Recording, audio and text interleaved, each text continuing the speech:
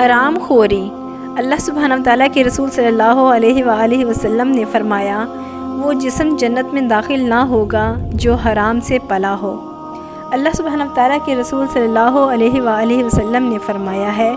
ایک شخص بہت لمبا سفر کر کے اور کثیر مال خرچ کر کے حج کے لیے جاتا ہے، اس کا جسم تھکاوٹ سے چور اور گرد و غبار سے اٹا پڑا ہے،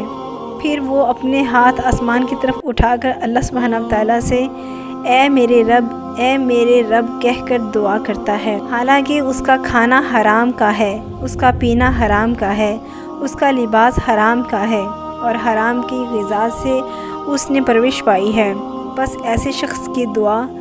کہاں سے قبول ہوگی۔ اللہ سبحانہ وتعالیٰ کے رسول نے سود کھانے والے پر، کھلانے والے پر، اس کو لکھنے والے پر اور اس کے دونوں گواہوں پر لعنت فرمائی ہے۔ اللہ سبحانہ وتعالیٰ کے رسول صلی اللہ علیہ وآلہ وسلم نے فرمایا،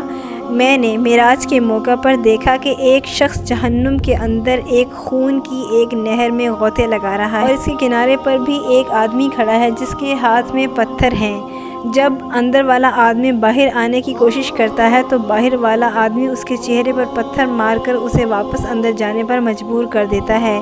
اور وہ واپس اپنی جگہ پر پہنچ جاتا ہے۔ میں نے اپنے ساتھ والے فرشتوں سے پوچھا کہ یہ نہر والا شخص کون ہے اور اسے اتنا سخت عذاب کیوں دیا جا رہا ہے؟ تو فرشتوں نے بتلایا کہ یہ سود کھانے والے لوگ ہیں۔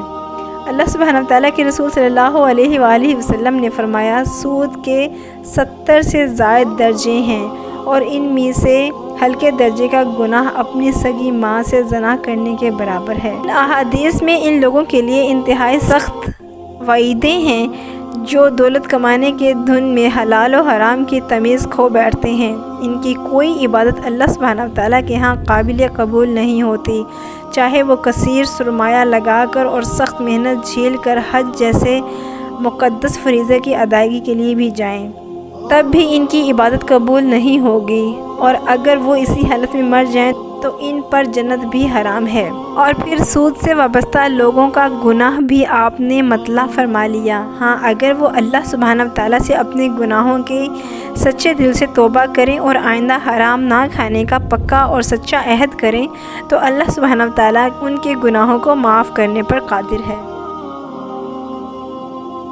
اگر آپ کو ہماری اسلامک ویڈیوز پسند ہیں تو ہمارے چینل ہدایت کے پھول کو لائک اینڈ سبسکرائب کرنا نہ بھولیں۔